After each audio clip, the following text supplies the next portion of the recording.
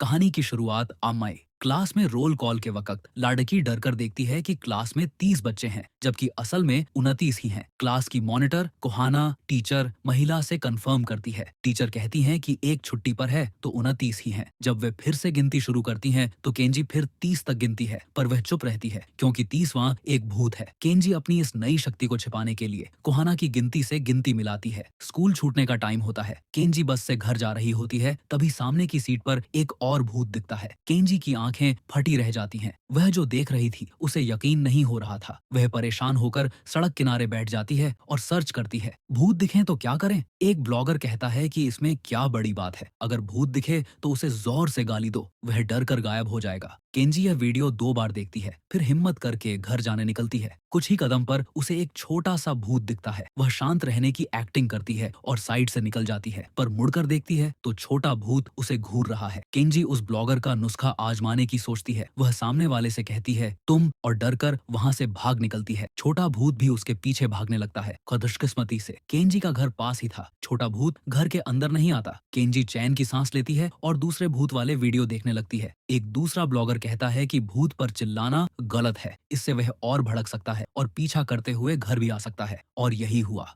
Kenji सिर उठाती है तो देखती है कि छोटा भूत आराम से उसके घर में टीवी देख रहा है। दूसरे ब्लॉगर की सलाह थी कि अगर भूत दिखे तो ऐसा दिखाओ कि तुम उसे देख ही नहीं रहे हो। केंजी वही करती है। छोटा भूत उसे कितना भी डराए वह नजरअंदाज करती रहती है। अगले दिन स्कूल जाते समय केंजी को बाहर सड़क पर एक भूत बैठा दिखता है। वह उस सलाह पर टिकी रहती है, हेडफोन लगाती है, खुशी वाले गाने सुनती है और ऐसा दिखाती है कि उसने कुछ नहीं देखा। वह चुपचाप सिर झुकाकर भूत के पास से निकल जाती है। तभी वह किसी से टकराती है और आवाज, क्या हुआ, तुम पागल हो गई हो क्या। केंजी को एहसास होता है कि वह एक बुजुर्ग आदमी को भूत समझ बैठी थी। उसकी इस हरकत से बुजुर्ग नाराज हो जाते हैं। केंजी तुरंत माफी मांगती है और वहां से भाग जाती है। थोड़ी देर बाद उसका मूड ठीक होता है। वह स्कूल गेट पर पहुंचती है तो मॉनिटर कोहाना दिखती है। वह तुरंत मुस्कुराकर उसे हाय करने जाती है पर उसकी मुस्कान पल भर में गायब हो जाती है। उसकी आंखों में डर भर जाता है। कोहाना के कंधे पर एक भूत का हाथ रखा था। केंजी ऐसा दिखाती है कि उसने कुछ नहीं देखा। वह कोहाना से पूछती है कि वह कल कहाँ थी। कोहाना बताती है कि वह कल फ्यूनल होम में रात भर रुकी थी, इसीलिए वह भूत उसका पीछा कर रहा था। केंजी चुपके से फोन पर सर्च करती है। नमक छिड़कना और माला पहनना भूतों को भगाता है। लंच में केंजी कोहाना के ध्यान न देने पर उस पर नमक छिड़क देती है पर कोई फायदा नहीं होता। खुशकिस्मती से दोपहर तक भूत का हाथ गायब हो जाता है। शाम को सारे क्लास मॉनिटर कल्चरल फेस्टिवल के कार्यक्रम के लिए पर्ची निकालने के लिए इकट्ठा होते हैं। कोहाना को यकीन था कि वह डांस का कार्यक्रम निकालेगी क्योंकि उसका दाहिना हाथ लकी था पर केंजी का ध्यान उस भूत के हाथ पर जाता है जो फिर से कोहाना के कंधे पर दिख रहा था। उसे कुछ गड़बड़ महसूस होती है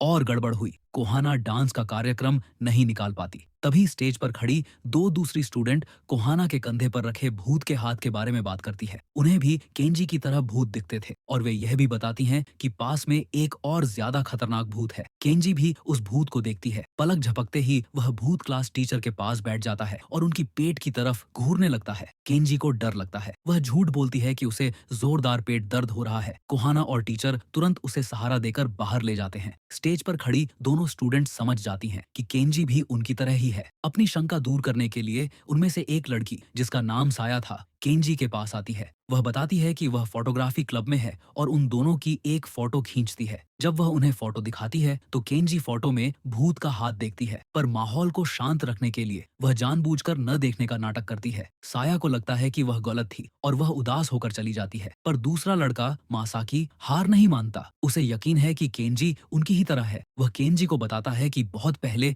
स्कूल में भयानक बिल्डिंग कोलैप्स हुआ था जिसमें 50 टीचर और स्टूडेंट मारे गए थे। यह हादसा ठीक सांस्कृतिक उत्सव के दिन हुआ था। यहाँ तक कि शो देखने आए माता पिता भी मारे गए थे।